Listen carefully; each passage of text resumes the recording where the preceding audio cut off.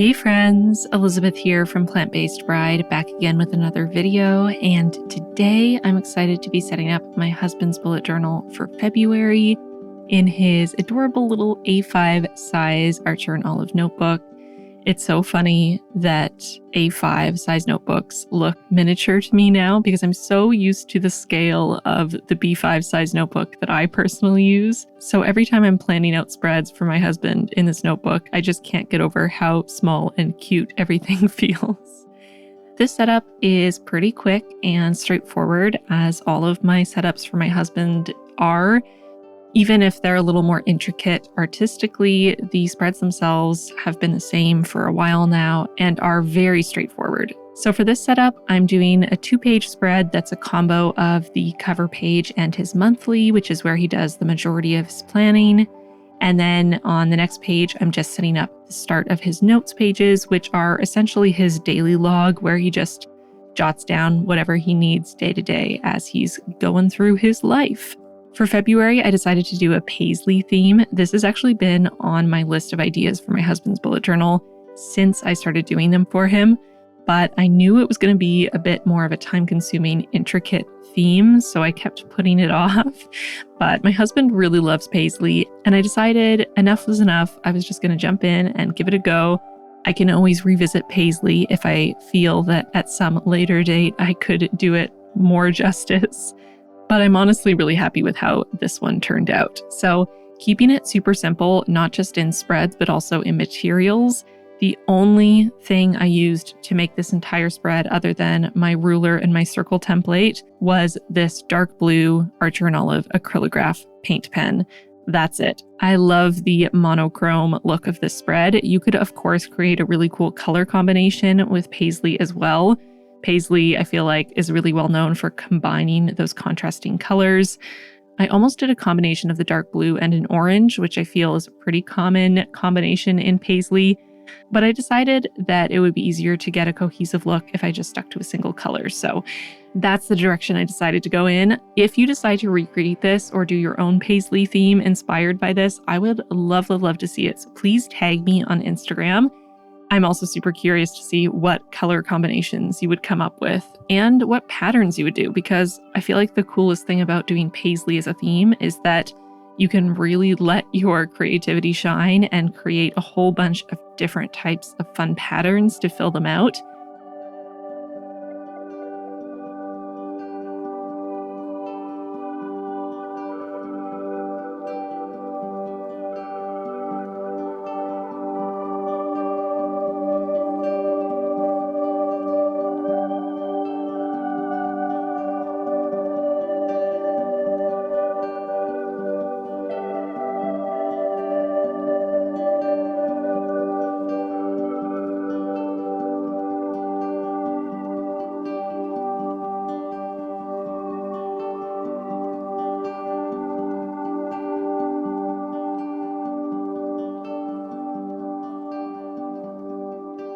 I tried to repeat certain elements between each little individual paisley. I don't even know if the individual shapes are called paisleys. Let me know in the comments if you know the answer to that. But anyway, I tried to bring back some of those elements in different ways throughout the pattern so that it would still feel cohesive and feel like there's a bit of that repetition. But I also tried to get a little creative and try different combinations and try different things. I think something that really helps with getting the paisley look is having at least one border along the outside of the shape.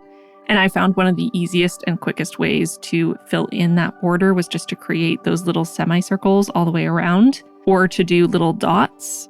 But as you can see, I just kind of went for it and had fun trying different patterns. I looked up about 1 million pictures of paisley and tried to pull some of the simpler elements from different patterns to use as inspiration, because I did not want my hand to fall off. After last month's rope fiasco, well, it wasn't a fiasco, but my hand needed a long time to recover from that.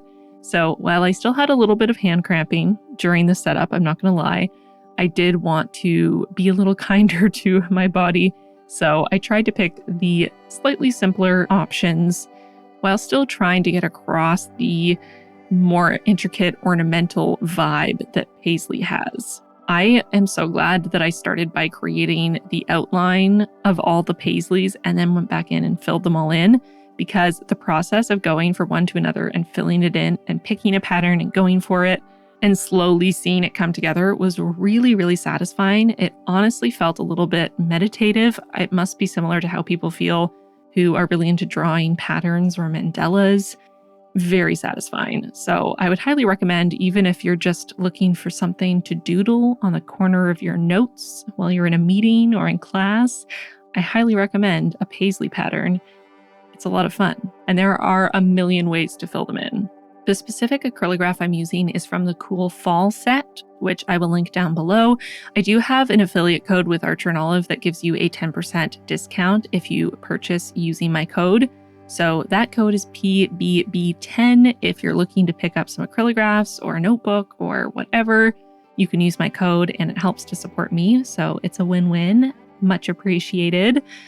I'm using the 0.7mm nib, which is the finer nib.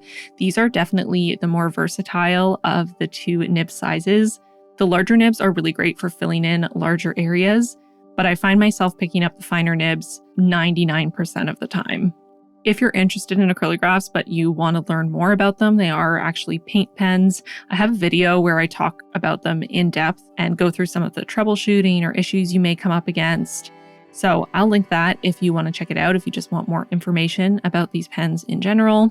I think one of my favorite things about the acrylographs is the awesome color selection. There are some really unique colors and all the sets are really well curated. So my personal favorite set is the Jewel set, but they're all great.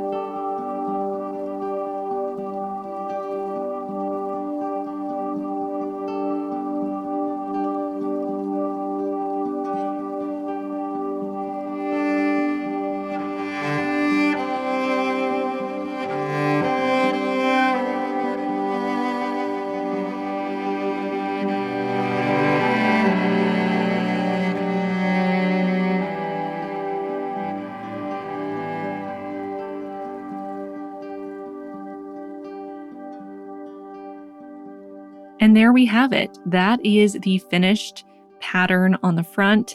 I decided to go with just 02 for the second month instead of writing out February. I felt it fit better in this space and just kind of wanted to do something different. My husband has a bit of a less busy month this month, so he wanted to go for a smaller calendar, so hopefully this will be more than enough space for him. And obviously he still has his notes pages, so he can use as much room as he needs for planning things out and getting his life organized. And that flexibility is, of course, one of the best things about a bullet journal.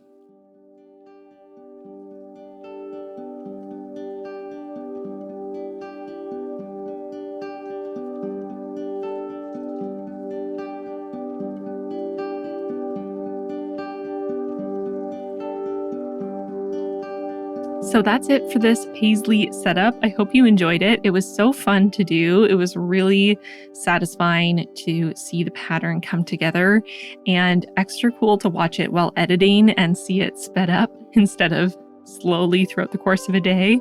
I felt very accomplished when it was over. So I highly recommend trying out something like this, even if it's just a page in your journal for fun as a little art piece or a way to pass an afternoon. I think paisley is going to become my new go-to doodle. Just saying.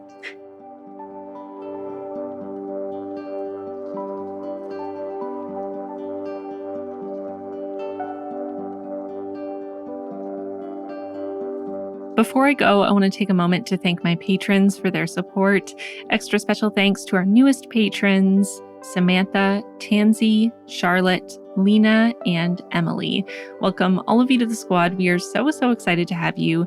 If you at home want to join the squad, feel free. There's a link in the card and in the description box down below. And with that, I'm going to get going. Thank you so much for watching this video. I hope you enjoyed it, and I'll see you really soon in my next one. Bye, friends.